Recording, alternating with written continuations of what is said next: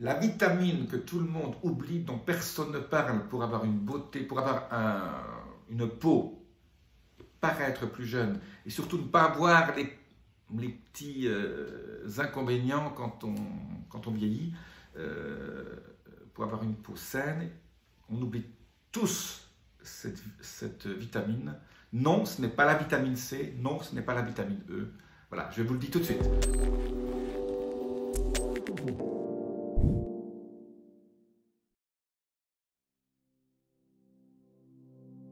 Je suis Jean-Marie Guterlin, je suis expert en rajeunissement longévité et j'aide ma communauté à ajouter de la vie à leurs années et des années à leur vie. Alors c'est quoi cette vitamine? C'est la vitamine B3, qu'on appelle aussi niacine ou nicotinamide. Beaucoup d'études ont montré que quand on prend la vitamine B3, on augmente bien sûr NAD+. J'ai fait dizaines de vidéos sur le NAD+, qui est fondamental au niveau de la fabrication d'énergie et du vieillissement. Le NAD+, diminue de 50% entre l'âge de 20 ans et l'âge de 60. Et donc, mais la vitamine B3 aujourd'hui, je vous parle surtout de son effet au niveau de la peau. Ça évite beaucoup de problèmes de dermatose, ça évite tous les problèmes de peau et ça vous aide à avoir une peau plus jeune, une peau plus saine, plus tonique, plus élégante.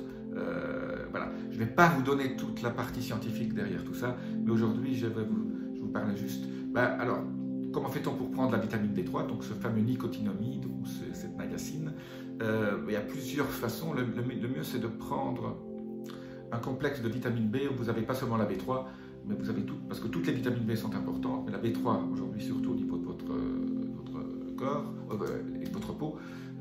Bien sûr la vitamine C aussi est importante, bien sûr la vitamine E est importante pour votre peau. Mais si vous oubliez la B3, vous oubliez une partie importante pour la beauté et la jeunesse de votre peau. Donc voilà, achetez un complexe de vitamine B où il y a aussi de la B6, la B8, la B12, la B9, l'acide folique, la B5, tout ça est l'acide pantothénique pour votre corps. Mais essayez d'acheter des vitamines qu'on appelle méthylées. Si vous allez chez votre pharmacien demander des vitamines méthylées, vous voyez si une vitamine est méthylée. Avec la B12, c'est très simple. Ça s'appelle méthylcobalamine. Donc vous avez le mot méthyle dedans, parce que quand les vitamines B sont méthylées, elles sont beaucoup plus absorbées et elles ne partent pas dans ce que j'appelle l'urine chère.